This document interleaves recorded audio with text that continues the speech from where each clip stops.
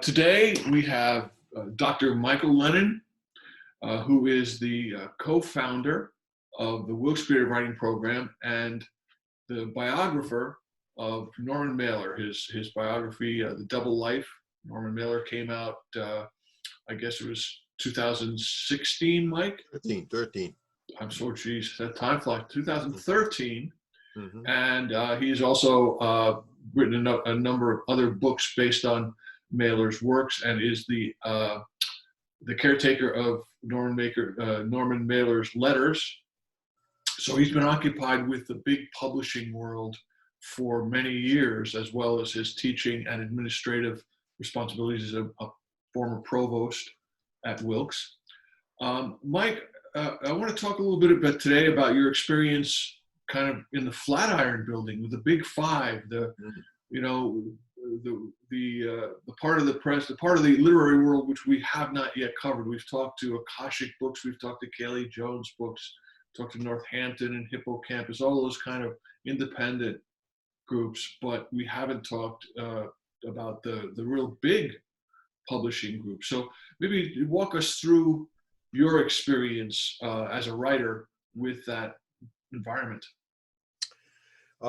Yes, I'd be glad to. The Flatiron Building, I'd forgotten about that. The Flatiron Building is an iconic building in New York City, down in Lower Manhattan, and it faces right up Broadway. So if you are in the prow of the Flatiron Building, the pointed end, the sharp end, in the offices of the leading publishers, you're looking right up Fifth Avenue. Actually, it's they all moved out, Phil. They're no longer there. Oh no! They sold. Yeah, they've been in there for 100 years. It had been taken over almost exclusively by publishers, but something happened. They're all out. They've all moved out.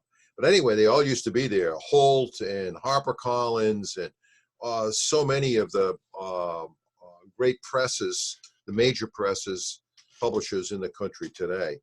And my first experience in working with them was back in the 80s when I edited a book for Little Brown. And Little Brown is a very old and venerable Boston firm. And that was my first experience. And I noticed that there were, layers of people that you had to deal with. That was my first memory of working with them. You work with one person on the dust jacket, and you work with another person on the fonts, and you worked on another person on edits, and another person on copy, on style, and so forth. And that persists today. When you work with a press like Etruscan, you may work with more than one person. You certainly work with you and a design person and the managing editor and so forth. But a lot of those people double in brass. They do more than one job. Whereas the big publishing companies, it's much more divided. And so you will work with a lot of different people. When I started working with, in 2010 and 11, I guess around 2009, when I signed a contract with Simon & Schuster for the biography, it all came back to me that that's the way it worked, that I was dealing with a lot of people. It started when my agent and I went to New York City, and we went to the Flatiron Building and Simon & Schuster, which is right down on 6th Avenue, right in the center of town, to visit with people, to pitch the idea of a biography on Norman Mailer by me. They didn't know who I was. I was an obscure academic, so they wanted to check me out. And the biggest single group of people I had to encounter during the whole week-long process of being interviewed were the people at Simon & Schuster. And I was surprised there were 15 to 20 people in the room. And there were senior editors there. Doris Kearns Goodwin editor, the legendary Alice Mayhew was there, smoking cigarettes, which was forbidden by anybody, because I guess she had the only permit to smoke cigarettes in the building. And they really grilled me and asked all kinds of questions, and they were pushing me. It wasn't collegial. They were pushing me very hard. Well, how do we know? And tell me about your relationship with Mailer and his family, and how often do you see them? What kind of relationship do you have with his children, with his sister, with his cousins, and so forth? How long? What have you written, and what have you published, and so on and so forth. And so we went through these different meetings. In some cases, like at Viking, I thought we met with 2 people, and at Holt we only met with 2 or 3 people. some from sales, somebody from editing, and somebody who was the decision maker, the top person usually. We met, so it was very, it was a heady week for me. We do two a day of these things for 4 or 5 days, and I think we saw 10 or 12 different publishers. And at the end of that, I was relieved, and I thought it was all over. And my agent then, Mike Williams, said, "Now comes the interesting part, the dramatic part." And what's that? The auction. And he was on his computer in Boston, and I was on mine at home. And at 10 o'clock on a certain morning, everyone who was interested in bidding on an advance, providing advance to me to write the biography, had to send in within a 10 or 15-minute window their bid. And those bids all came in. We talked 4 or 5 passed. I remember Viking passed. And most of the others came through, the big ones. So we looked at the bids, and we saw them. There was a range in the bids, and I said, "What's next?" And the next step was at noon. My agent put out the high bid, and everybody had 15 minutes more to make a final bid. And as it turned out, Simon & Schuster made the initial high bid, and no one passed it, and they got it. So it was quite an exciting week for me, and knowing, and then of course signing the contracts and getting to work. The work went on for about 4 or 5 years to write the biography, and as I would get a sheaf of chapters, say 2 or 3 chapters out of a 15-chapter book, I would send them into the editor, and he would read them and give me feedback and tell me to cut or add or whatever it happened to be. It was all very very congenial and friendly. And then when that was all done, and there was a manuscript in hand, it came in at 415,000 words, and the editor sent me an email saying, "This is great. I'm so glad to have it in hand. The next step is for you to cut 100,000 words." And I fell right on the floor. I went, 100,000 words? Years putting it all together. Like I was building a pyramid, and they were telling me to knock out 20% of the pyramid, a quarter of the pyramid. And, I didn't know how to do that. If you pull this stone out, then this is going to collapse. And so it isn't a matter of just going in and cutting a chapter out. Right. You have to have continuity. And so it was a real tough time. And, he said, "It'll be easy to do." And that almost killed me when I heard the word easy. And he said, "Well, I retract that word." So it took me about, I would say 3 or 4 months. And it was shaving out a sentence here, a sentence there, a dramatic, and an episode here, an episode there. And if you shaved a person, a dramatic scene out, let's say Mary's Mailer and Mary McCarthy, or Mailer and Lillian Hellman, 2 women writers he was friendly with. Well, then you had to really then adjust their appearances throughout the rest of the book. And that meant that every time you pulled something out, there were ripples sent throughout the rest of the book that you had to accommodate. So I did that and got it in and got it down to, I think I got 90,000 out, and I told him it was tight as a drum. And he then said, "Well, let me see." And then he went in and cut 15,000 more.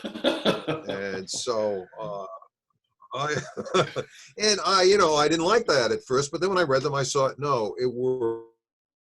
And I think a lesson that came to that for me is that you can usually, in a narrative prose work, you can usually cut something, and oftentimes it will be a good cut.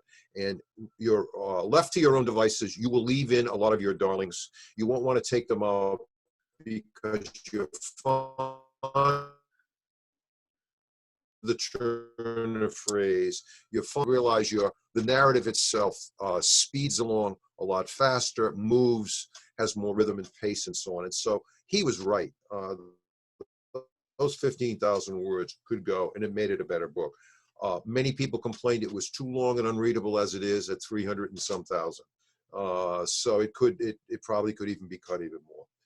The process of editing it, you went through his edits, which he did in pencil, and he did it on paper. Old-fashioned guy, still does it that way, and a lot of people in the business still do it that way.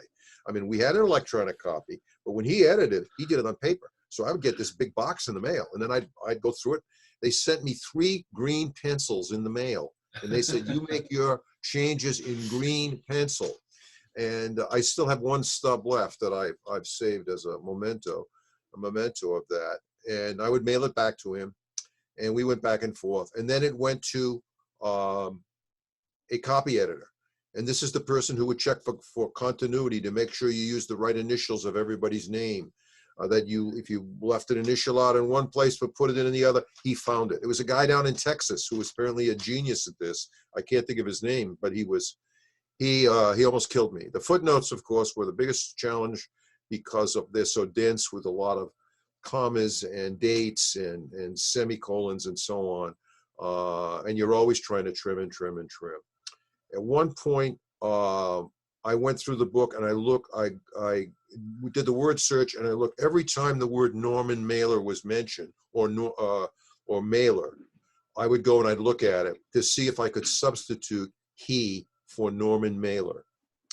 And I think I did it hundreds of times. I was able to take out Mailer and put in he without losing any sense of who was talking or who the reference was. And my editor said, you just saved us 2 pages. The book was reduced by 2 pages by that effort. And shaving pages like that makes a big difference. You know, when you're going to do a press run of 50,000 copies, right. It makes a difference. And they're always looking to save money, of course. So there were a series of editors. The final was the style editor, who did things like italics and foreign phrases and words and dates and tiny little things that no one would even notice. How many indents at the beginning of paragraphs, how many spaces here and there, all that kind of stuff. And then at the production editing, there was always more to do. The whole process from the time I turned in the manuscript till the time it appeared was about 14 months until it appeared in press. And publishers, commercial publishers, when they acquire a book to publish it, the rule of thumb is they know that only 15% of those books are going to make money. That is, only 15% are going to earn more in profits than the advance given to the writer. So it's essentially like going to the racetrack and placing your bets. And, you know, and if there's 10 horses in the race, you know, only 1.5 of them are going to make money. And that's essentially it. So they are making bets and they are taking a chance. And the idea that the book is going to, what they say, earn out or earn back the amount of the advance is always an antsy thing. I don't think there's any business like this, where you throw all these things out and only 15% of them are really going to do anything. Well, what other company produces? You don't produce 100 cars and expect only 15 of them to run. But that's the way it is in the publishing business, because every book has its own project, has its own history, its own audience, its own existence and integrity. And my book has not earned out yet. They haven't earned back the advance on it. They expect they will, because biographies just hang around forever as long as they're interested in that person. And, you know, 20 years from now, you know, Doris Kearns Goodwin wrote a biography of Lincoln called Team of Rivals, which they based the motion picture on, and it was a bestseller. And then 7-8 years later, it was made into a movie, and it became a bestseller a second time. So all authors are looking for that second wind, and so are the publishers. And that's why their backlists are so important to them, because there are always books on their backlist that will be reissued when there's a movie program or the author's 100th birthday or some kind of event that brings the spotlight back to that author. I guess you don't really want me to go on about contracts and stuff like that. I guess you do that elsewhere, don't you? No, as a matter of fact, we don't, Mike. Okay, well. So I'd love to hear about it. The standard contract for books, and I think this is true for all commercial presses, and for university presses that I've worked with, it's the same as well. And that there's usually a 15% royalty. That is, after you have earned back the amount of money you were given. Let's say you were given a $10,000 advance. Well, when you've earned $10,000 in royalty at 15% a copy, then at that point, you start getting royalty checks every year. Usually that doesn't kick in for commercial books, so you hit 5,000 copies. They pay a 10% or 5% royalty, 5% on the first 5,000, 10% on the next 5,000. And when you usually get up over 10,000, then they start paying 15%. And they'll pay 15% forever. And your agent will collect 15% of your 15% forever. If you have an agent that has done that, your agent is going to get that check. Even if you fire the agent and you don't stay with the agent, that happens. So when a book earns out, then you start getting your royalty checks. I did a book in 1988, a collection of interviews with Norman Mailer that I still get a check for like $50 for every August. And I think I've earned maybe, I don't know, $5,000 or $8,000 over 30 years. But it's always interesting in August every year to get this little check in the mail and know that somebody's still buying the book. So some authors get checks forever. Larry Schiller told me the other day that Ray Bradbury's estate gets about $3 million a year in royalties. Bradbury's been dead for some years, but most of that money comes from Fahrenheit 451, which is taught all over the United States, and there's been a resurgence of it lately. So some royalties. The Hemingway family, of course, still gets great royalties. Fitzgerald's estate, Norman Mailer's estate still gets royalties. The Naked and the Dead still sells, 50,000 copies a year. So that's part of the whole process. You want to make sure when you do sign that contract, you have it looked over by a lawyer with some background in copyright law to make sure that the residuals are in there. And by that, I mean any reprints, overseas rights, serial rights, and most important, television, dramatic, and film rights. My agent, when we signed the contract, made sure that Simon & Schuster did not own the film rights or the TV rights. We gave away the serial rights, so some of the portions of it were serialized. I did not get those checks. Those checks went to Simon & Schuster to be put against my balance sheet. But the film rights we retain, and the book, the biography, has now been optioned 3 years in a row. So I get a check every year as that option runs out. They're 1 year options. And if it is made into a film, of course, then the checks will be bigger. The chances of that are small, but people are looking at it. You never know what's going to happen. So that's the kind of thing you want to look at when you do have a contract is what rights are you keeping? Are you keeping world rights? In my case, my agent said you can either sell them North American rights or North American rights and world rights. They're two different spheres. And he said, I would advise you to let them handle the overseas rights, because if you retain overseas rights to sell this book so it can be published in England and France and so forth, you will have to hire another agent over there to do that. That agent will get an additional 10% on top of my 15%. But he said, if you give them to all the rights to Simon & Schuster for overseas rights, you'll only have to pay once. And that proved to be correct. And it has been published elsewhere. So those are the kinds of things, I knew nothing about at all. My wife has a legal background. She read the contract. She found some stuff in there. You need a good eye on it. In the Wilkes University program, we have the redoubtable Reedy Kilberg, who is very good on contracts and advises our students, gives them some overview on this, which will be very, very helpful. Do you want me to talk about anything? You have a question, or Yeah, well, actually, yeah, Mike. I was now that the contract came through, the book gets produced in this long 18-month process, and then the book comes out, and of course it's they're attempting to make a huge splash with the book because Mailer is an important writer and also a controversial one.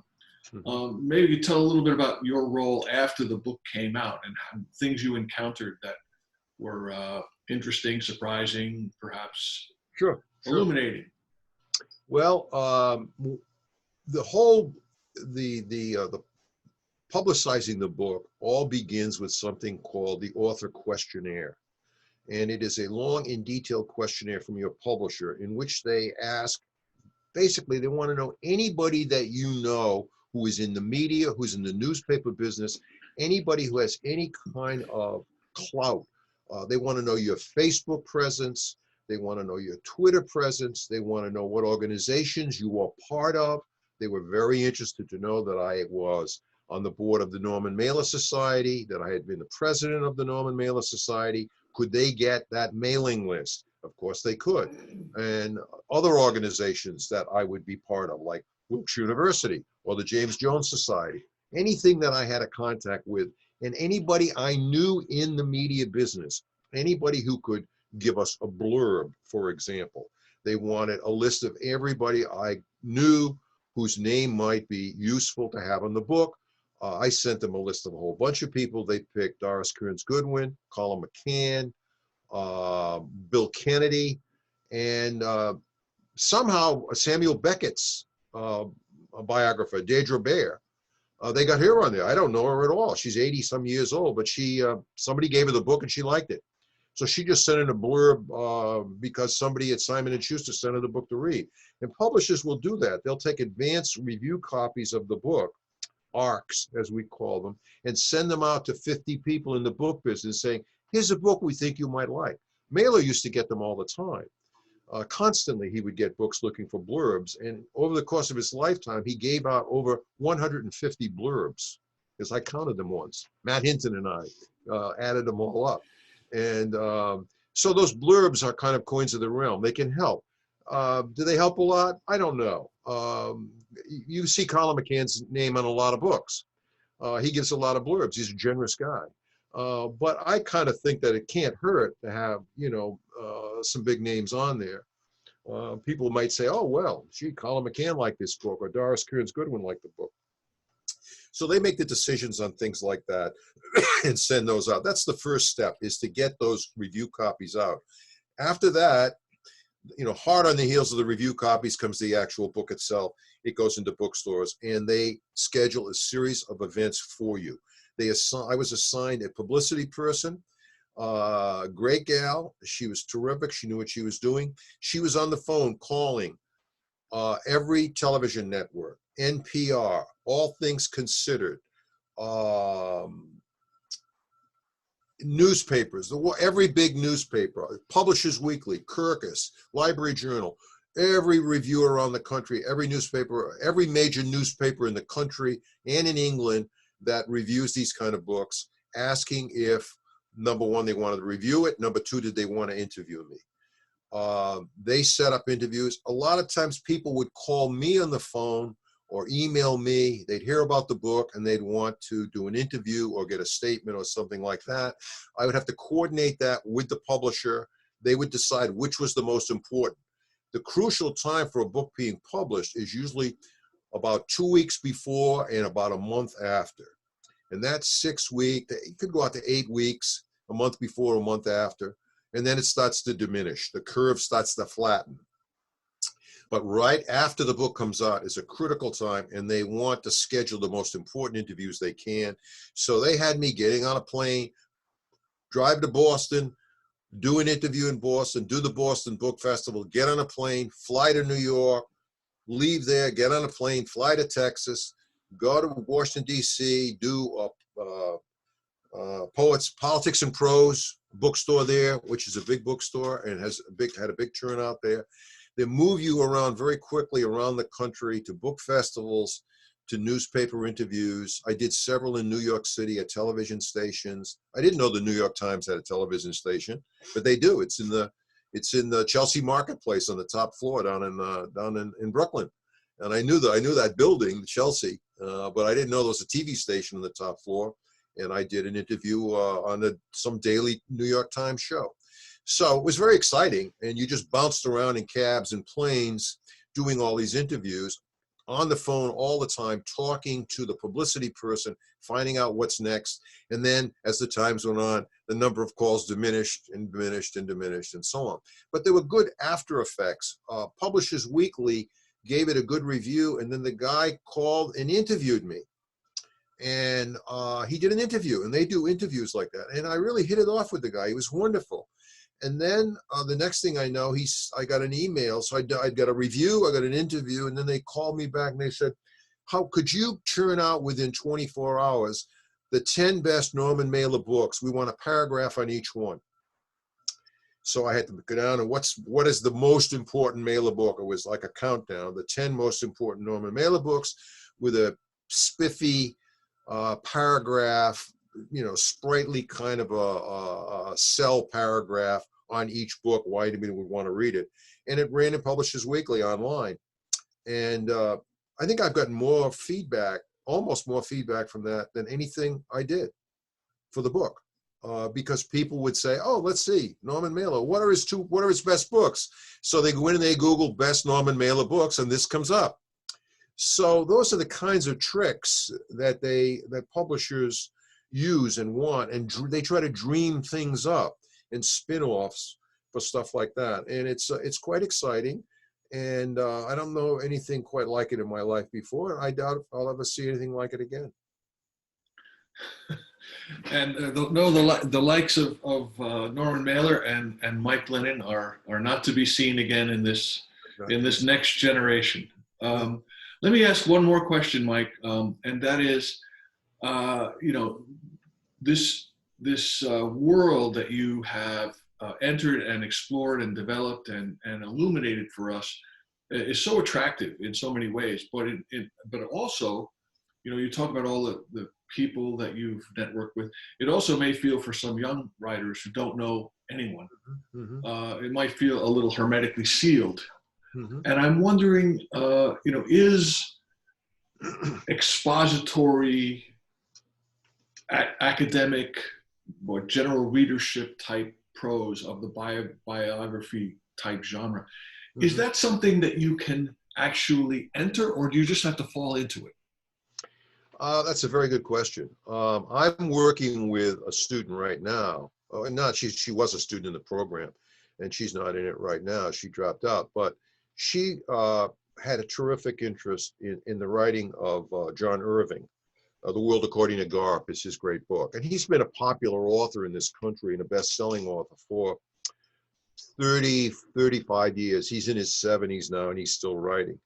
And she really knew a lot about him. She'd read everything that she could about him. She'd Googled him to death. She'd read all of his books. And she didn't know him at all. And she decided she wanted to get in touch with him.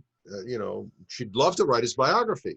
And she was planning to do it. She had no idea. Well, I found out through some contacts I had how to get in touch with him, how to get his email. And I emailed him, and he emailed me back and gave me his phone number. And I talked to him for an hour, and I told him all about this woman. And he said, yeah, I'll talk to her.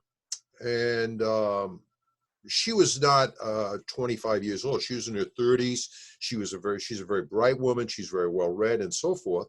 And she ultimately flew up to Toronto where he was living and met him and met his wife, who's also his agent. And it looks like she's going to write his biography now. So it can be done. If you have to write a biography of someone, whether it's a writer or anyone else, what you first have to do is to saturate yourself in the work of that person. So you not only know the books they've written, you know what's been written about them. You know what the controversies are. You know what the challenges are. You know maybe some of the person, whatever biographical aspects of the person are out there. And you have to be sort of someone who really loves that person's work. If you're going to write a biography of someone, you really have to have some admiration from them. It doesn't have to be unqualified. I certainly had a lot of criticisms of Mailer myself, and I still do. He was not a flawless person, and neither is John Irving. And so you can do that if you want to. If you want to write a biography of some person, living or dead, because when the person's dead, you have to deal with the person's heirs. You really have to have study that person, know them intimately, know their work, and then basically insinuate yourself into their life by contacting them and tell them how much you admire their work and you'd like to write about it. And a lot of times people go, yeah, sure, why not? It's really very much the way I got involved with Norman Mailer, by writing him a letter. when I was a young academic at the age of, I think, 28 or 29, writing Norman Mailer a letter and being surprised as hell that 2 weeks later to get an even longer letter back from him. And that began a relationship that turned into working with him, and then it turned into a friendship, and ultimately it turned into me becoming, his archivist, his editor, and his biographer. It was just putting one foot after the other. So you can do it if you really want to do it, or become an expert on any, let's say, any subject that you can write a book of nonfiction expository prose about, whether it's, the history of an event, a great event like Woodstock or something like that, or a pandemic, or, anything you can think of that you really know an awful lot about. You can assemble your qualifications, begin writing about it in wherever you can, build up a record, and turn yourself into an expert on someone. And eventually there will be opportunities to write about that person or event. Phenomenon. Thank you so much, Mike Lennon. Pleasure. And we look forward to seeing you in person on the other side of all of this nonsense. Okay, Phil, thank you very much. I enjoyed it. Take care. Bye. Bye-bye.